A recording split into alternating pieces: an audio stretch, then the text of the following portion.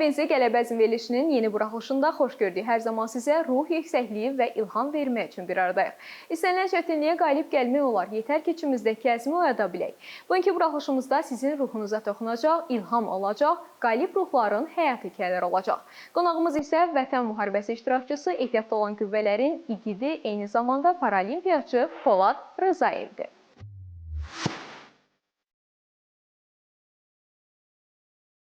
Qələbəzminin bu dəfəki qonağı Vətən müharibəsi iştirakçısı, xüsusi təyinatlı qüvvələrin ehtiyatda olan zabiti, paralimpiyaçı Polad Rzayevdir. Qeyd edək ki, o əfsanəvi Qarabağ batalyonunun komandiri Tofiq Oğuzun övladıdır.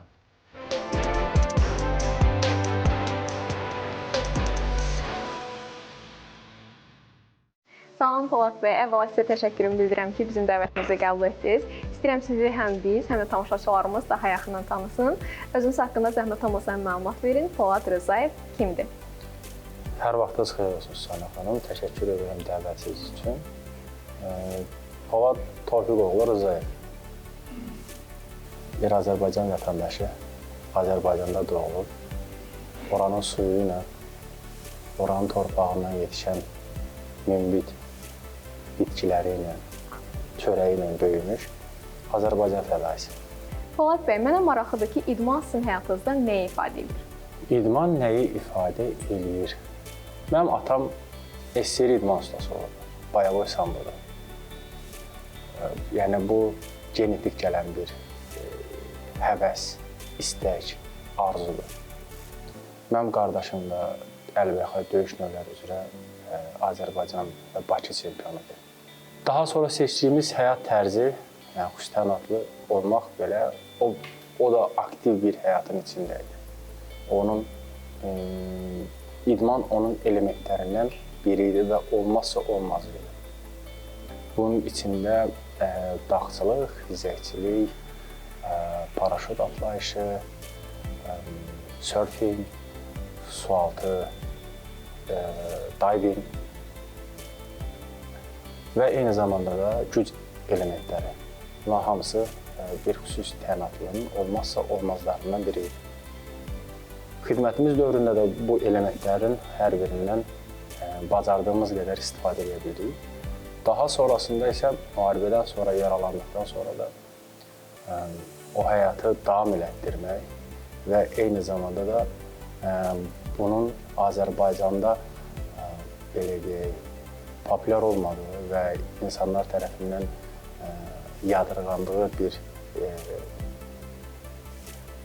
fiziki əngəllərin cəsarət eləmədiyi və yaxud da çəkindiyi, müəyyən bir mənada ağrıları ilə başa çıxmadığı dövrlərdə bir daha bu həm özümüzün müalicəsi üçün, özümüzün terapiyası üçün və eyni zamanda bizdən olan insanlara bunun bir çıxış yolunun idman olduğunu göstərmək üçün. Bu həyata təzədən artıq idman mənim həyatımda səhər durarkən çay içmək, su içmək kimi bir şeydir. Yəni olmazsa olmazıdır. İdmanla məşğul olmayanda ağrılar olur. Normal dediyim, travma almamış insanla bizim aramızdakı fərq bizdəki sindrom, posttraumatik sindromdur, beyin travmalarıdır, kontuziyalardır və istərseniz partlayışdan sonraki ayaqlarımızda olan ağrılardır. Bunların biz hamısını idmanla müalicə elədik. Və idmanı buraxanda artıq idman bir növ bizə dərman olaraq istifadə edirik. Onu buraxanda artıq o ağrılar geri qayıdır. Buna görə də sizin üçün idman daha böyük bir məna ifadə edir. Təbii ki. Amma onun adrenalin tərəfi də var. Mən təkcə zalda güc elementləri ilə deyil, eyni zamanda da dağçılıqla da məşğulam, alpinizmlə məşğulam, fiziklə məşğulam. Adrenalin tərəfi daha belə macəralı olur. Daha cəlbedici olar. Təbii ki. Ona da hazır olmaq üçün əzələ kütləsində güc və dözümlülüyü yığmaq lazımdır. Buna da mənə, bu məsələdə də mənə Namiq Cəfərov mənim müəllimimdir. o mənə dəstəkli və kömək göstərir. Polad bəy, necə oldu ki, siz xüsusilə parada xizəyini seçdiniz? Çünki bildiyimə görə siz bir neçə idman növü ilə məşğulsunuz. Yəni niyə məhz parada xizəyində əsasən qaldınız? Ondan əvvəl mən powerliftingdən street curl deyilən bir idman növü ilə məşğul idim. Sadəcə o idman növünün olimpiada səviyyəsi yoxdur. Və o idman növünü mən Azərbaycanda öz kateqoriyam üzrə birinci yerə tutmuşam. Pro Fitness-in adından. Yəni, Namiq müəllimlə bir yerdə məşq edərək.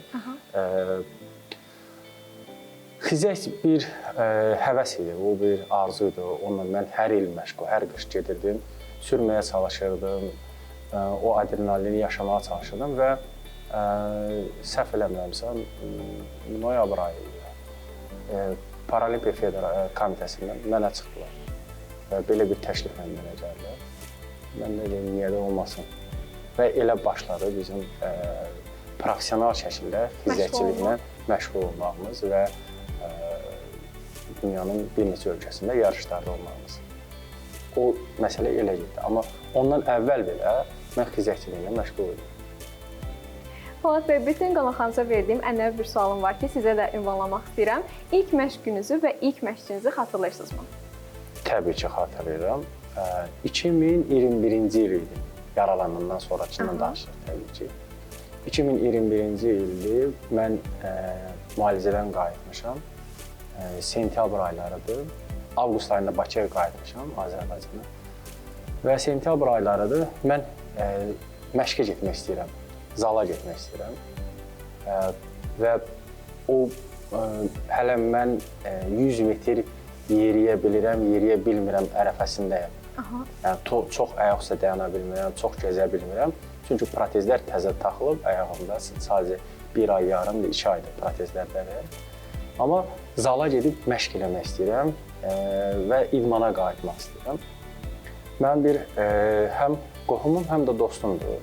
O da ağırlıq qaldırma üzrə, powerliftingdən ağırlıq qaldırma üzrə dünya çempionudur, Bayram Əliyev. Söhbət edirdi, sən bir nəfərlə tanış edəcəm. Gedək onun zalına həm bilgi baxımından, savad baxımından, həm də məşq keçmə baxımından çox təcrübəli bir idmançıdır.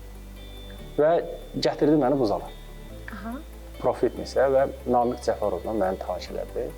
Həmin gün Namiq Cəfərovla birinci məşqimiz, o məni müayinə elədi, əzələ sistemini, vətər sisteminin güclü olub-olmasını, onurğa sütununda müəyyən problemlər varmı, yoxmu, bütün hamısını yoxladıqdan sonra birinci məşq günümüz elə başladı. Səhv eləməsəm, 2021-ci ilin sentyabr ayının 15-16 ərəfəsində, bu tarixlərdə. Birinci məşq günümüz elə bu zalda başladı və hələ də bu zalda davam edir. Və eyni zalda biz məşq eləyərək birinci 5 ayı çox çətin bir dönəm keçdi mənim üçün. Çünki həm əzələ ağrılarından, məşqdə aldığım, əzələyə verdiyim stressdən aldığım əzələ ağrılarından və eyni zamanda protezin mənə verdiyi diskomfort ağrılardan mənim üçün çətin bir dönəm oldu 6 ay. Amma biz onu birlikdə, Namiq müəllimlə birlikdə onun üstəsindən gələ bildik və sonra başladıq, bayaq da adını çəkdiyim idman növü, street curl-la məşğul olmağa. Bu necə bir idman növüdür? Bildiyimiz ştangdır, sadəcə qolun, biceps dediyimiz əzələyə işləyir. Amma bunu fərqi, digər növlərdən fərqi ondadır ki, burada sən divara söykənməlisən və sadəcə olaraq güc burada bədənin sadəcə qol əzələsinə düşür. Qol və çiyin əzələsinə. Və normalda insanlar bu idman növünə çox da tanımadıqları üçün və çox da aşina olmadıqları üçün sadə yanaşırlar. Amma dünyada bu idman növündə rekord çəki sadəcə o 114,5 kiloqramdır. Rekord. Ondan o yəni yox. Yox. Yarım kilo artırmaq üçün 6 ay məşq eləməlisən. Çox çətindir demək. Çox çətin idman növüdür. Çünki sadəcə olaraq nə yerdən güc ala bilirsən, nə də bədənin digər üzvlərindən. Amma siz buna məşğul olurdunuz. Biz bundan məşğul olduq. Onsuz da mən yerdən güc almıram. Müəllim, tamaşaçılarımız da siz qeyd etdiyiniz kimi idman növünü yəqin ki tanımırlar. Siz az öncə bir vurğuladınız. Ona görə çox yaxşı oldu açıqlamanız. O idman növü ilə başladıq məşq olmaq və o digər idman növlərindən daha stresslidir və daha əziyyətlidir. Çünki yəni, bir yarım kilo artırmaq üçün 6 ay üzərində işləməlisən. Ən balaca əzələ sayılır, biceps əzələsi. Və bu 2023-cü il idi, səhv eləmirəmsə. 2023-cü ildə biz Bakıda keçirilən Heydər Əliyev kubokunda iştirak elədim və orada öz kateqoriyam üzrə 62 kilo qaldıraraq rezultat verdim.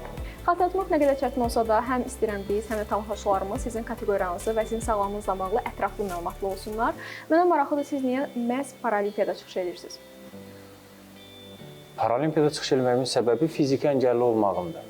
Yəni, fiziki əngəllilərin iştirak elədiyi idman yarışıdır, olimpiyadanın paralimpiyadası. Mənim kateqoriyam LV3 dediyimiz kateqoriyadır ki, burada hər iki ayağın amputasiyası ilə və yaxud da ki, bir növlə handikap dediklərimizdir ki, o insanlar özləri, öz əzaları ilə deyil də,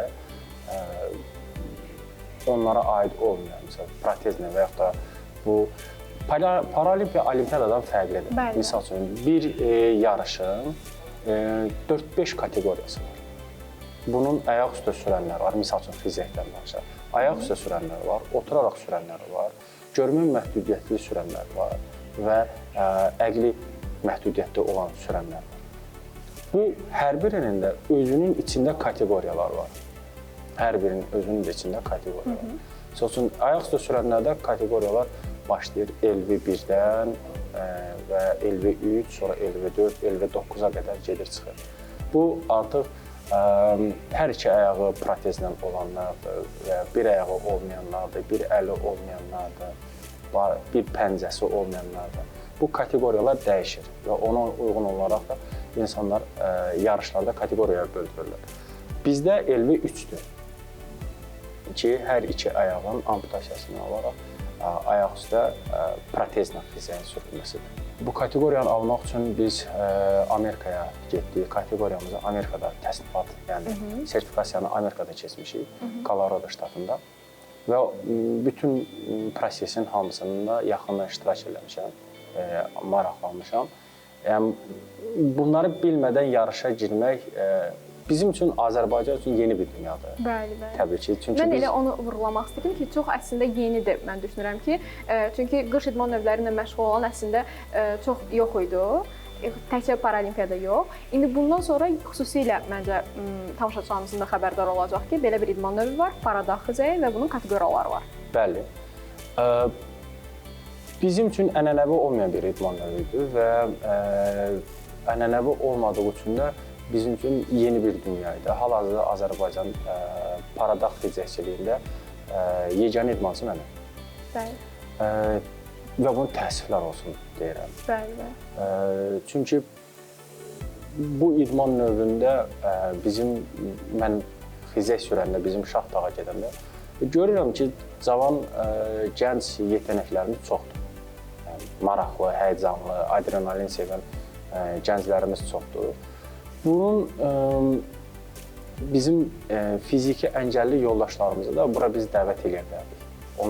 Birinci növbədə onlarda bu istək yaranmalıdır. Motivasiya olmalıdır. Motivasiyadan daha çox mən motivasiya o qədər inanmıram, məqsədə inanıram və intizama inanıram. Motivasiya ayın, həftənin bir günü gələr, gedər. Sonrası məqsəd yönlü olaraq o məsələdə işləmək lazımdır. Bunun içini araşdırmadan, bütün daxili nizamnaməsini, qayda qanunlarını bilmədən orada iştirak eləmək birinci elə addımı atarkən elə uduzmuş sayılırsan. Çünki qanunları bilmədən. Onun üçün, məsələn, bütün mərhələlərində yaxından iştirak elədim və bütün bu sualların hər birinə özümdə cavablandırdım və cavablarını tapdım.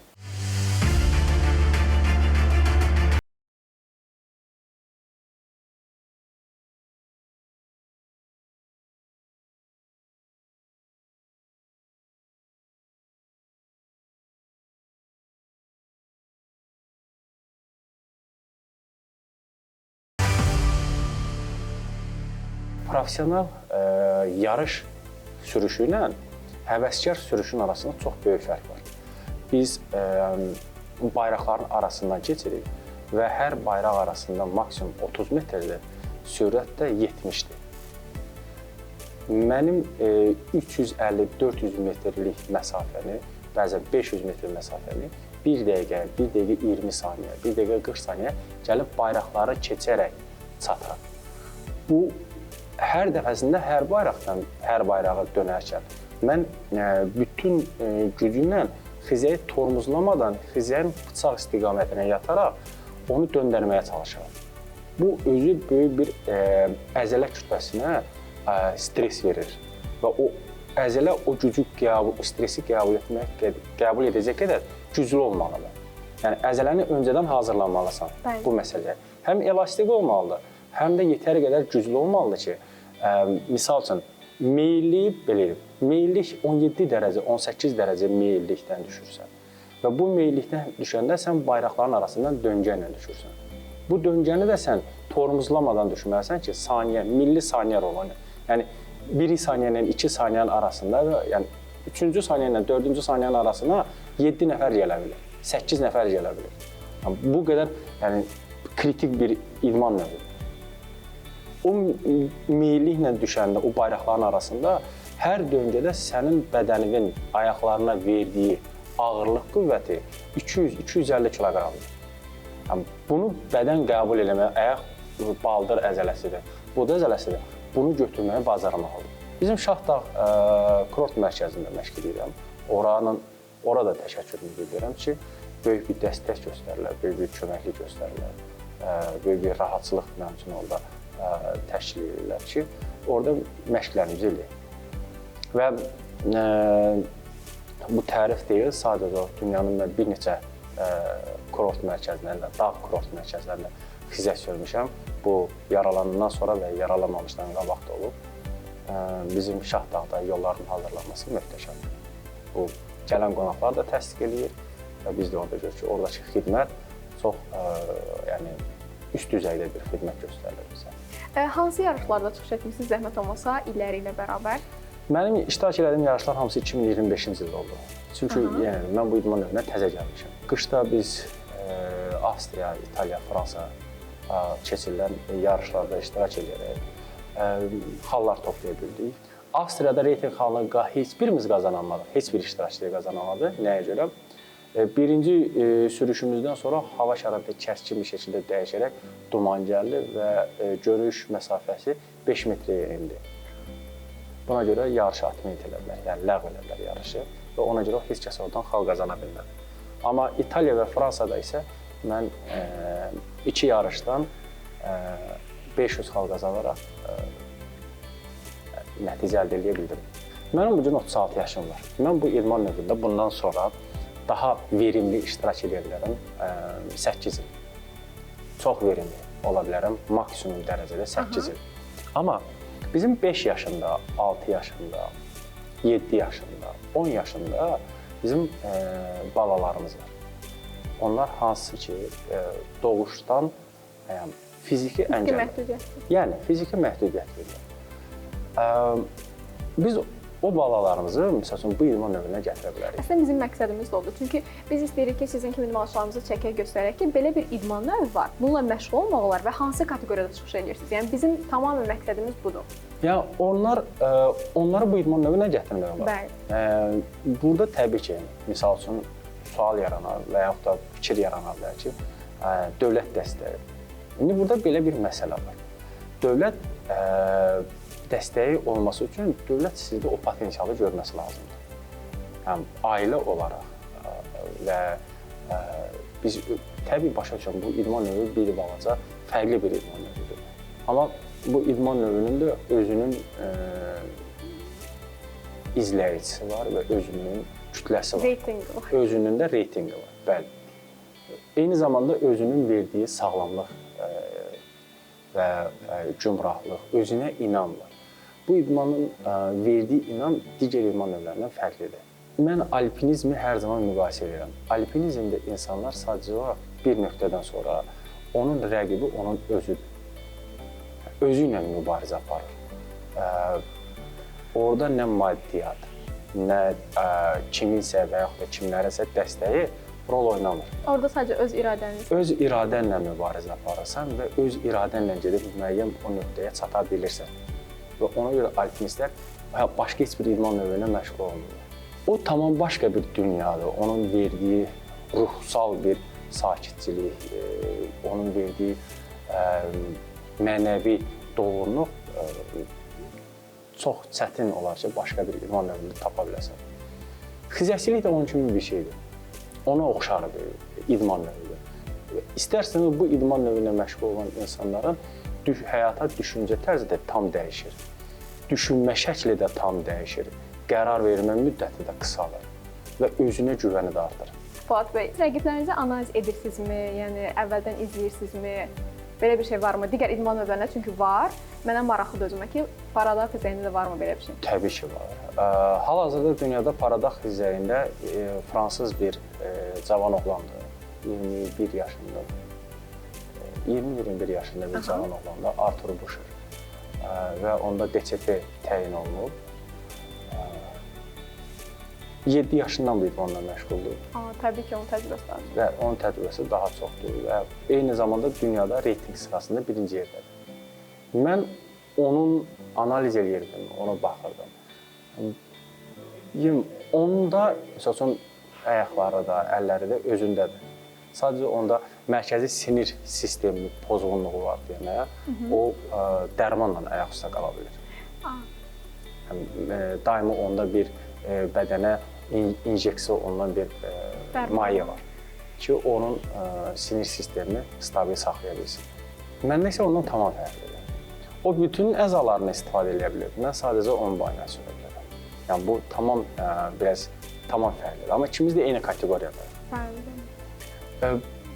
Ona çata bilmək üçün, misal üçün o kateqoriyaya çata bilmək üçün mən mütəmadi olaraq 3 il, 4 il dayanmadan sürməliyəm ki, o sürəti götürə bilir. İnsan bədəninin əzaları, bunu mən protez taxandan sonra çox aydın təcrübə eləmişəm deyək. Bizim amortizasiya qabiliyyətimiz var bədənimizin. Biz qaçanda, biz çala köçüyə düşəndə bizim bədənimizin müəyyən bir o enerjini qəbul edib, onu geri qaytarma deyilən bir amortizasiya prosesi olunur. Dəmirdə elə bir şey yoxdur axı. Bəli. Məsələn, xizək yolları da fərqlidir. O misal üçün, o çökək, əyri yollara düşəndə onu amortizasiya eləyib götürə bilir. Yəni, o enerjini qəbul edir. Mən Avstriyada sürəndə 3 dəfə oldu ki, məni o çökək yoldan tollasın. Yəni, onu mən, o enerjini uda bilmir. Dəmir o enerjini götürə bilmir. Yəni, geri qaytarır. Geri qaytarında səni tollayır. Buna görə, misal üçün, daha çətindir. Yəni, burada proseslər tamam fərqli oluyor. Və xizək də elə bir şeydir ki, protezinə. Ona amortizasiya qoya bilmirsən. Niyə? Çünki çönmə məsələsi var. Yəni, döndərmək məsələsi var. Orada 0,5 dərəcə belə sərbəst dönmə bucağı versən, sən xizəyi vaxtında döndərə bilməyəcəksən. Yəni, onda gərək 0,5 saniyə tez düşənəsən. O da bir nüansdır. Bəzən olur ki, yorulursan. Deyirsən ki, ağrıyır bədən, o naqruskanı hər dəfə, gündə mən 5 saat, 6 saat məşq edirdim xizəyin üzərində. Və bədən yorulurdu, çökürdün. Bayaq da dediyim kimi məqsəd yönlü bir şəkildə, intizamlı olaraq və intizamla davamlı olaraq elədikdə nəticə əldə edirsən. Az da olsa, çox da olsa, nəticə əldə edirsən. Elədiyin nəticəyə baxıb, keçdiyin yolu görürsən və daha sonra yenə davam edirsən.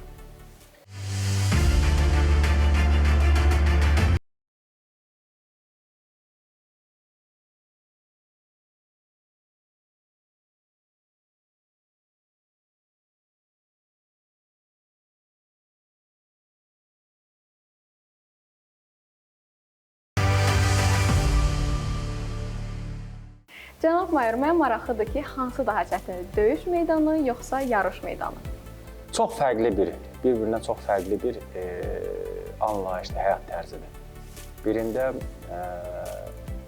yüksəkliyə qalxmaq üçün mübarizə aparırsan, birində həyatda qala bilmək üçün. Təbii ki, ikisində də qələbə qazanmaq üçün tərk etməlisən.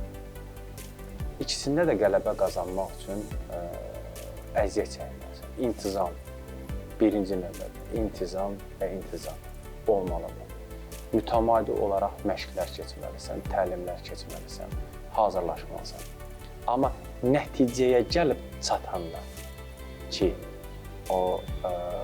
biz ona borderline deyirik, yəni deadline. Onu keçəndən sonra ayırar yollarını. Birindən nə olursa olsun bilirsən ki, evə qayıdacaqsan. Uduzsan da, utsan da idmanda, sən evə qayıdacaqsan. Və sənin ikinci bir şansın olacaq, təzədən hazırlaşıb, təzədən gedib o idmanda qalib olarsan ki, bunun da dəfələrlə və milyonlarla biz misalları var da çəkə bilərik. Amma müharibə belə deyil.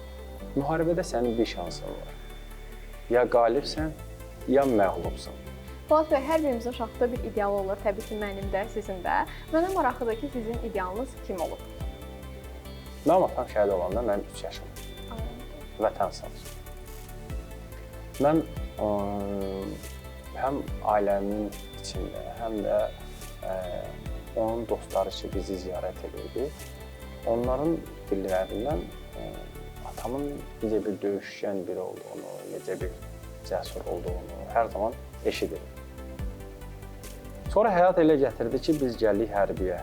Biz də o yolu seçdik, bir qismət gəldik, düşdük və eyni zamanda mənə dərs edən bəzi müəllimlərimizin də atamla döyüş yolu keçdiyini təsadüfən öyrənmiş oldum.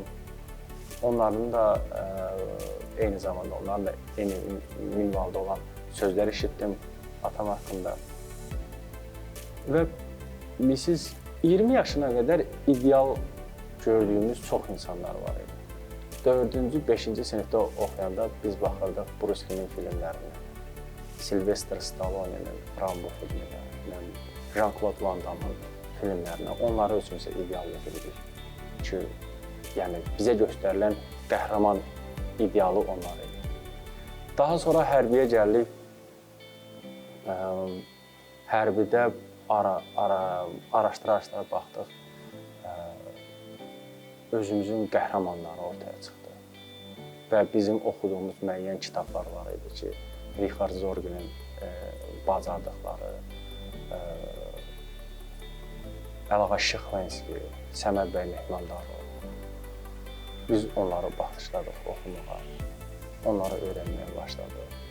Sonra hərbi yönümlü başladıq düşünməyə. Bir yer gəldi ki, özümüzə atamızı gördük, ideal olaraq. Mən özümə kimi ideal seçsəm belə, bacardığım onun kopyasıdır. O olmayacaq. Mütləq ki, o olmayacaq. Özümü ona yaxınlaşdırmağa çalışacağam. Amma kopyalamış olacaq. İdeal olaraq 5 il ki, Polad, 5 il sonraki Poladı götürür. 5 il sonra Polad necə bir olmalıdır? Necə görmək istəyirəm onu? Harada görmək istəyirəm onu? Onu özümə ideal götürürüm, ona uğrunda çalışmağa başladım. Və hələ də elə davam edir. Yəni, güzgüdəki ilə mübarizə apardı. Onu daha yaxşı versiyasında, daha savadlı, daha hazırlıqlı, daha uğurlu, daha mərhəmətli tərəfini inkişaf elətdirərək, daha xeyirxah, millətə, dövlətə daha yararlı olan birini yetişdirib, hazırlayıb, 5 il sonra hansı əməllərindən yadda qala biləcəyini göstərə bilmək üçün, bunlar hazırlamaq üçün 5 il sonraki Poladı özümə ideal götürürəm və onu hazırlamağa çalışıram. 5 il sonra da 5 il sonraki, 5 il sonraki və ən doğru olanı mənə görə budur. Siz idmanda olduğu kimi real həyatda da zirvələri fəth etməyi sevirsiniz. Hətta 2023-cü ildə Heydər Əliyev zirvəsini fəth etmisiniz. Mənə maraqlıdır ki, bu nə zaman və necə baş verdi? Alpinizmlə də xidmətim dövründə məşğul oldum. Misal üçün, biz bölmələrimiz olaraq yay aylarında Azərbaycan Respublikasının daxilində olan zirvələri fəth edirdik. Zirvələrə fəth edildiyimiz yürüş edirdik bizimkisi. Yəni xidmət dövründəki o yürüşlərin alpinizmlə heç bir əlaqəsi yoxdur. Bizdəki sadəcə sürətli bir yürüş edib o zirvəyə çatıb geri qayıtmalıdır. Bir dostum məni İsrafil Aşurlu ilə tanış elədi. Bilməyənlər üçün deyim, İsrafil Aşurlu Azərbaycanda ilk idmançı və alpinistdir ki, 2007-ci ildə Everest, dünyanın ən hündür zirvəsi olan Everesti fəth edib. Və uzun müddət Azərbaycanda Alpinizm Federasiyasının baş katibi vəzifəsində çalışır və bu yaxınlarda istefa edir. Hal-hazırda bildiyim qədərilə yenə bir ekskursiyadadır, yenə bir 8 minlik zirvənin birini fəth etmək üçün gedir. Ona yenə uğurlar arzulayıram. Bəli, biz də. İnşallah bu dəfə onun 8-ci 8 minlik olacaq. İnşallah ki, bayrağımızı yenə də qaldırır. İnşallah. O zaman onda mən ona içimdəki bu istəyi bildirdim ki, mən dağlara qayıtmaq istəyirəm. Dağlar hər zaman mənim özümə çəkir. Mən yenə qayıtmaq istəyirəm dağlara. Bir müddət dedi, düşünərəm, bir müddət araşdırandan sonra dedi, gördü ki, mən idmanla məşğulam. Həm üzürdüm həmin dönəmdə, həm zalda məşq edirdim, qaçışlara çıxırdım. Dedi ki, hə, problem yoxdur, çıxarım. May ayının 6-sı qalxdım mən. O başqa bir macəradır. Ora qalxma macəram başqa bir macəradır. O macəra biraz həm gülməli, həm də biraz maraqlıdır. Həmin vaxt elə gəldi ki, İsrafil Azərbaycanda olmadı. İsrafil bəy Azərbaycanda olmadı. 8 minlik zirvələrdən birini fəth etmək üçün getmişdi. Xatırlayırsınızsa, həmin dövrdə bir dənə xəbər çıxdı ki, həmin zirvəni fəth etməkdən imtina edərək Pakistanlı bir alpinistin həyatını qurtardı. İsrafil bəy. Bu xəbərlərə də çıxmışdı. Həmin dövrdür. Mənim də bələdçim və bütün məsuliyyətləri öz üzərinə götürən İsrafil Aşurlu idi. Çünki Azərbaycanda həmin tarixə qədər, hətta hələ də yoxdur, fiziki əngəllinin zirvə fəth elədiyi olmuyor. Bəli, bilirəm ki, siz ilksiniz. Riskə gedilmir. Təbii ki, İsrafil olmadığı üçün də dövlət böyükləri bu riskə gedə bilmirlər. Çünki məni sığortalayacaq insanın burada yoxdur. Və kimsə də o məsuliyyəti götürə bilmir öz üzərinə. Yaşanmış bir şey olmadığı üçün də kimsə riskə getmir. Məsələnin nüansı bu tərəfi var ki, orada dağda yıxılaramsa və s. baş verərsə, bütün suallar təbii ki, hamısı təhlükəsizlik nöqteyi nəzərdən dəyərləndirilir. Çox çətinliklə mən icazə ala bildim. Çox çətinliklə mən gedib Heydər Əliyev zirvəsinin ana kampına çata bildim. Bu mənim təxminən 6 ildən sonra hər hansı bir yüksəklik eləməyim idi və heç bir aklimatizasiya eləmədən, aklimatizasiya nədir, onu da izah edeyim bilməyənlər üçün. Sən aktiv dağ dırmanışçısı deyirsənsə, mütləqdir ki, dağlara çıxanda, 3000-dən yuxarıya qalxanda, gedib onun altında 2000-dən bir gecə yatmalısan, bir gecə qalmalısan. Bədənin ona tez cavab verirsə bir gecə, gec cavab verirsə bir neçə gecə yatıb və yaxud da aktivizasiya olmalısan ki, sənin oksigen qəbul etmə beynin onu qəbul eləsin və o oksigenlə işləsin. Nəyə görə? Bakıdakı oksigen səviyyəsi ilə Şah dağda və yaxud da ki, Şah yaylada, Heydər zirvəsində olan oksigen səviyyəsi çox böyük fərq edir. Yəni, orada faiz daha aşağıdır.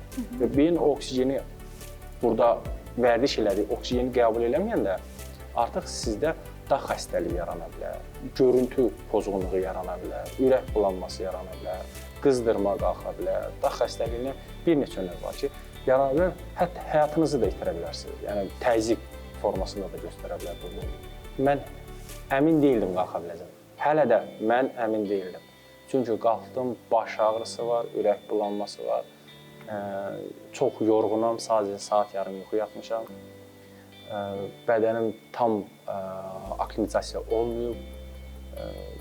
Özümdə sual verirəm ki, mən bura niyə gəldim? Mən burada nəyə gəzirəm? Dağçıların hər zaman çox vaxt özlərinə verdiyi suallardan biridir ki, Yeri qoyub göydə. mən nə gəzirəm? Bax, burada nə işim var mənim? Özünə yaxşı sözlər deyə gəlib çatır ki, oturmuşdum da şəhərdə kofe içirdim. Burada indi kofe axtardım. Amma çıxdım sadəcə yürüyüşə, yəni bədənim açılsın, beynim açılsın. Dikə qalxdıqca gördüm ki, oksigen ciyər açılır və davam edir. Gördüm ki, gedib çata biləcəm. Elə aşağıdan Renatı səslədim ki, getdik. Həmin vaxtda da mənim həkimim də buradadır. Protezlərimi düzəldən həkim də buradadır. O da ömründə birinci dəfədə zirvəyə qalxırdı. Zirvəyə qalxdıq, çox çətinliklə düşdük. Yəni, mən çətinliklə düşdüm. Çünki Heydər zirvəsinə qalxanlar bilir ki, orada Kuları keçəndən sonra çox böyük belə daşlıqlı ərazidir və protezlə o daşlıqları keçmək çətindir. Və həm də birinci dəfə idi ki, belə bir şeylə mən çox yoruldum, dəhşət yoruldum. Üstündən 2-3 ay keçdi, avqust ayı idi, səhv eləməmişəm. Biz yenə İsrafillə söhbət edirik, İsrafil bəylə. Dedi ki, gedək Elbrusa. Dedim, gedək. Yəni, çox istəyirdim ki, gedim orada. Tabii, planladıq hər şeyi, uçduq, getdik, düşdük. Yerləşdik, qalxdıq, başladıq aklimatizasiyamızı eləməyə, gündəlik yürüyüşlərimizi elədik bir neçə gün. Və vaxt vədə çatanda mən yürüyüşə çıxacam, gecə saat 1 idi. Hərəkətə başlayacaq, o hamı başlayır hərəkətə. Hərəkətə başlayanda bu protezi ayağımda saxlayan bu üstdə gördüyümüz silikon prokladkadır. Bunun altı silikondur, bu hava keçirilir. Və protezi ayağımda saxlayan budur. Yürüyüşə çıxmamışdan qabaq gördüm ki, onun buradan cırılıb içərdən və hava keçirir. Və ayağımda vakum yoxdur. Ya yürüyüşdən atment eləmərəm, bunun da orada müalicəsi yoxdur, yəni təmiri yoxdur, təmir olunacaq bir şey deyil. Silikon da elə bir şeydir ki, onu mümkün deyil, çünki o rezindir, dağıtılır, hardan hava buraxılır. Bir ayağımda vakumsuz. Amma o zirvəni çox çətinliklə çıxdım da, çox çətinliklə çıxdım. Keçən ilin iyun ayında digər bir Azərbaycanlı yaşayan alpinist Nima ilə birlikdə Zəfəri fəth elədik. Səhər saat 3-də hərəkətə başladıq. Günorta saat 11 idi, biz artıq Zəfərdə idik. Bir yarım saat orada vaxt keçirdik, orada bir dənə də başımıza hadisə gəldi. Ona görə də sevirəm çünki dağlarda hər zaman hər şey baş gəlir. Bayraq açanda külək bayraq apardı, Azərbaycan bayrağını apardı. Düşdü yarğanın o biri tərəfdən. Biz orada 3 nəfər idik, biz orada başladıq, sistem qurduq kəndirlə. Yoldaşdan biri düşdü, getdi, bayrağı xilas eləmək üçün. Yəni, o da başqa bir macera idi. Yəni, sıldırımı düşdü, qar uçqunu və s. və axır. O da bir yaşanmış bir şeydir. Orada bir sistem qurduq, onu bayrağı götürdük, gəldik, təzədən bayraqla bir şəklimizi çəkdik, qayıtdıq geri, saat günorta 3-də təzədən artıq biz bazadaydıq. Sivilizasiyadan uzaqda olsan və sənin əldə edə biləcəyin hər şey məhdud saydadır. Yəni, məhdud sayda dediyim şey nədir? Əldə edə biləcəyin hər bir şey kürəyində daşıdığın çantadan içindədir. Vəssalam. Set yoxdur, telefon işləmir. Yəni, bu bir məna. İkinci, azüqən kürəyindəki çantanın içindəki qədərdir. Suyun kürəyindəki çantanın içindəki qədərdir. Tibbi ləvazimatın yenə də eyni şəkildə. Sən hər şeyi kürəyində daşıyırsan, həyatını kürəyində daşıyırsan. Sənin bütün planın ona uyğun olmalıdır. Planlayırsan və qarşına sürpriz hadisələr çıxır. Və o sürprizləri artıq sən doğaçlama deyərək və yaxud da təcrübədən irəli gələrək onları önləməlisən və yaxud da onların üzərindən keçib atlatmalısın.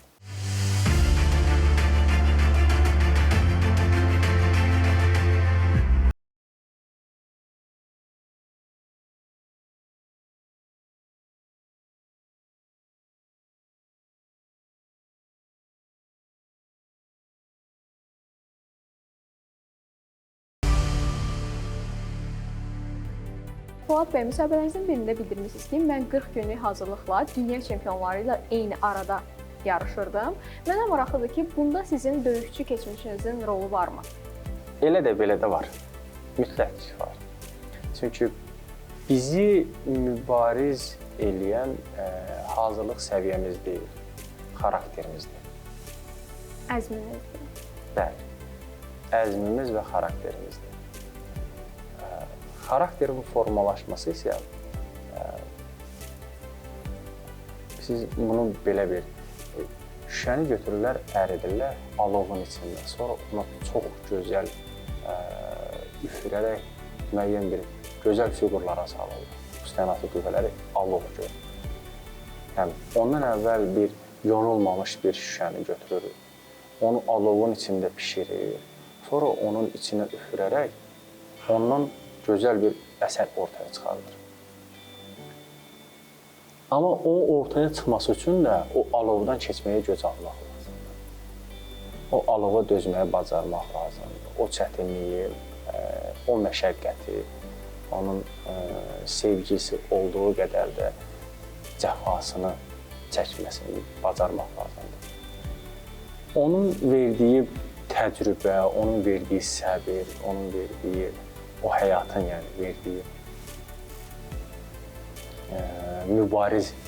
mübarizə əzmi, öyrədilən son ana qədər döyüşmək, son ana qədər ruhdan düşməmək kimi aşlanan, beynimizə aşlanan motivasiya yönlü və yaxud da məqsəd yönlü döyüşçü kimliyi deyək. O hər yerdə özünü göstərir. Cənab mayor, mənə maraqlıdır ki, siz yarışlardan əvvəl özünüzü necə motivasiya edirsiniz? Əvvəllər hər kəs edir ki, motivasiyanı kimdəsə, nədəsə və yaxud da hər hansı bir nəsnədə və yaxud da kimdəsə axtarmıyor. Çünki bəzən insanlar, mənim talismanım var, motivasiyası olurdu. Bəzənin motivasiyası müxtəlif. Bəzənin motivasiyası hava olurdu, bəzənin motivasiyası hər hansı bir insan olurdu. Totemlər də yəni. Sizin var totem? Yox. Motivasiya insanın özünün daxilindəki özünə inanır. Və sadəcə özündən söhbət eləməyə bacarmalısan və mühakimə eləməyə bacarmalısan. O söhbətin əsnasında sən həmin vaxtı o döyüşə hazırsan yoxsa yox, onu ortaya qoyursan. Vəssalam. Yəni, sonuna qədər mübarizə. Polad bəy, biz bilirik ki, siz məşhur döyüşçü, Azərbaycan döyüşçüsü Tofiq Oğuzun övladısınız. Biz bilirik ki, sizin qanınızda döyüşçü ruhu var. Amma mənə maraqlı ki, təxminən nə zaman döyüşçü olmağa, yəni hərbiyə getməyə qərar verdiniz? 13 yaşında Oğuz rayonunun Yaqublu kəndində böyüyən dəli dolu bir uşağın hərbi ilə anlayışı aşağı-yuxarı heç olmuyor. Yəni, təbii ki, atasının döyüşü, mən 2 yaşında əlimdə silah tutmuşam. Birinci Qarabağ müharibəsi dövründə olan döyüşçülərə silahları. Bunları bilirdim, amma müharibə filmləri mənim üçün maraq olurdu. Üstündə hər zaman silah, yəni taxtadan, simdən, hər şeydən silah düzəldirdik. Amma belə bir istək formalaşma, çünki biz hərbiçi görmürdük. Yəni, bizim kənddən hərbi forma, uşaqların hərbiyə, yəni gənc, uşaqcan oğlanların hərbiyə olan sevgisi o formanın gözəlliyindən irəli gəlir. Sonra girib görürlər bu həyatı. 13 yaşında mən bunu, biz orada heç bir informasiya olmadan onu qəbul edə bilməzdik. Yəni, mən deyim ki, mən 13 yaşında hərbiçi olmaq istəmişəm, bu absurddur.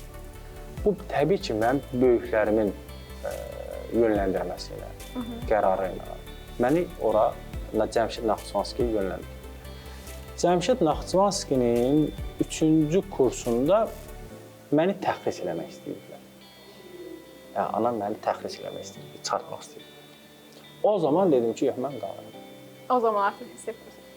Mən həmin anda artıq mən ixtisasımı da seçmişdim, Naxçıvanski 3-cü kursunda oxuyanda. Mən ixtisasımı da seçmişdim, mən həyat yolumu da seçmişdim. Və onda mən çıxmadım, mən qalıram. Son olaraq mənə bir şey maraqlıdır ki, Əslində paralimpiyaçılara, yəni sizin kimi fiziki məhdudiyətli insanlara tamam fərqli bir gözlə baxırlar. Onlar bizdən daha fərqli çətinlikləri olur həyatda, real həyatda. Mənə maraqlıdır ki, hansı çətinliklərlə üzləşirsiniz? Sizə xaricdən necə baxırlar? Siz onlara necə reaksiya verirsiniz? Bunlar Azərbaycan müharibədən təzə çıxıb. Yəni 5 ildə. Bəli. 5-ci il müharibədən çıxmışıq. Və insanlarımız hər biri də başa düşür ki, bu günlərin əlil olanların və yaxud da fiziki məhdudiyyəti olanların əksəriyyəti müharibədən aldıqları travmalar. Və bizim millətimiz kimi, xalqımız kimi həssas və bu məsələyə candan yanaşan ikinci bir xalq mən hələ görməmişəm. Qazilərimizə çox hörmətlə yanaşırlar. Təkcə qazilərimizə deyil, insanımıza Bəli. çox ayrı bir yanaşma. Yəni bu qış qar yağanda mən gənclərimizi o Yasamaldan qalxan yolda sadəcə aşağıda yığışmışlar ki, ilişib qalan maşınları yuxarıya qaldırmaya kömək eləsin. İşi bundan ibarət. Yəni bu gəncdir. Bu sadəcə o içindəki o kişilik hormonu ilə ortaya qoyur ki, mənim millətimin evladıdır da, gəlib burada avar eləməsin, burada yolda qalmasın. Bu başqa bir millətdə yoxdur. Bu başqa bir dövlətdə, başqa bir xalqda yoxdur. Mən dünyanın müəyyən ölkələrini gəzmişəm ki, mən o şeylərlə qarşılaşmamışam da, görməmişəm, müşahidə eləməmişəm. Və istər-istəməz qarşısındakı biləndə ki, sən müharibədən çıxmısan, avtomatik onun sənə olan daha öncədən münasibət biz göstərən, sadəcə rəğbətə çevrilir. Bizim üzərimizə düşən, bütün qazilərin üzərinə düşən iş nədir, görəv nədir? Bu rəğbəti qürurla daşımaq. Biz borcumuzu, bu mənim borcumdur. Kimsənin mənə nəyəsə borclu deyil. Mən borcluydum. Mən borcluydum bu millətə. Mən borcluydum bu dövlətə. Kimdənsə də qarşılıq gözləmirəm. Mənim apardığım mübarizəm sevdiklərimin üçündür. Arxada məni gözləyənlər üçündür. Mən qayıtmaya bilərdim, problem deyil. Amma o arxadakılar rahat bir şəkildə yaşamaları üçündür. Bunu sən qürurla daşıdığın müddətcə qarşındakı insan sənə hər zaman hörmətlə yanaşacaq.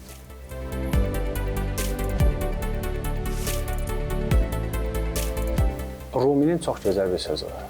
Biz heç nəyik. Biz heç bir şeyik. Ona görə də hər bir şey ola bilər.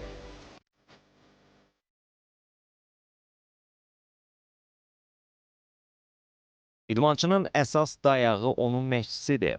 Buna görə də biz Polad bəyin məşqçisi ilə də söhbətləşdik və idmançımız haqqında bilmədiklərimizi öyrəndik. Namiq bəy, salam önceliklə. Mənə maraqlıdır ki, siz Polad bəyin ilk gəlişini xatırlayırsınızmı? O sizdə hansı təəssüratlar yaratmışdı? Bəli. Deməli, mən Avropa Dünya çempion qələbəm var, Əliyev Bayram. Bir gün zəng gəldi ki, bəs sənə qonaq gəlir yanıma. Dedim, mən yaxşı gəlir. Deməli, gələndə ilk dəfə Poladla tanış olduq və bir saata yaxın söhbətimiz elədik. Ondan sonra da məşqlərimizi başladıq. İlk təəssüratlarınız nə olmuşdu onunla bağlı?